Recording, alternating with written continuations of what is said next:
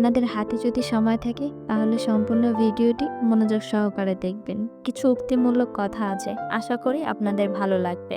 অপরাধ না করেও যখন অপরাধী হয়ে যাবে তখন চুপ থাকাটাই সব থেকে ভালো, কারণ চিৎকার করে কখনো নিজেকে নির্দোষ প্রমাণ করা যায় না। আড়ালে কাজের বিঘ্ন ঘটায় কিন্তু সামনে ভালো কথা বলে, যার ওপর মধু কিন্তু অন্তরে বিষ, তাকে পরিত্যাগ করা উচিত। তারাই সুখী যারা নিন্দা শুনে নিজেকে সংশোধন করতে পারে। নিজেকে কখনো ছোট মনে করবেন না।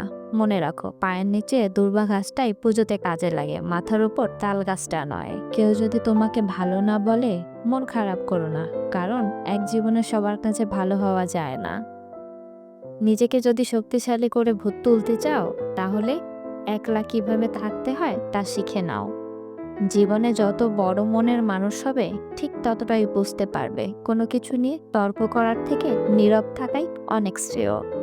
গতকাল চলে গেছে, আগামীকাল এখনো আসেনি, আমাদের জন্য আছে আজকের দিন, তাই এখনই শুরু করা যাক।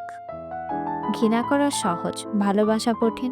জগৎ এভাবেই চলে, যা কিছু ভালো তা অর্জন করা কঠিন। খারাপ খুব সহজেই পাওয়া যায়, সত্যের জন্য সবকিছু ত্যাগ করা যায়, কিন্তু কোনো কিছুর জন্য সত্যকে ত্যাগ করা যায় না। নৌকা সর্বদা জলে থাকা উচিত, কিন্তু জল কখনোই নৌকায় থাকা উচিত নয়। তুমি কতটা কষ্টে আছো তা কেউ দেখতে আসবে না। প্রাণ খুলে হেসে দেখো, সেই হাসি হিংসা করার মতো লোকের অভাব হবে না। চুপ থাকতে শিখুন, দেখবেন যে একদিন আপনার সাথে খারাপ ব্যবহার করেছে সেও একদিন আপনার পায়ে এসে পড়বে। নিজেকে ভালো রাখার দায়িত্ব নিজেকেই নিতে হবে, কারণ খারাপ থাকলে কেউ ভালো রাখতে আসবে না।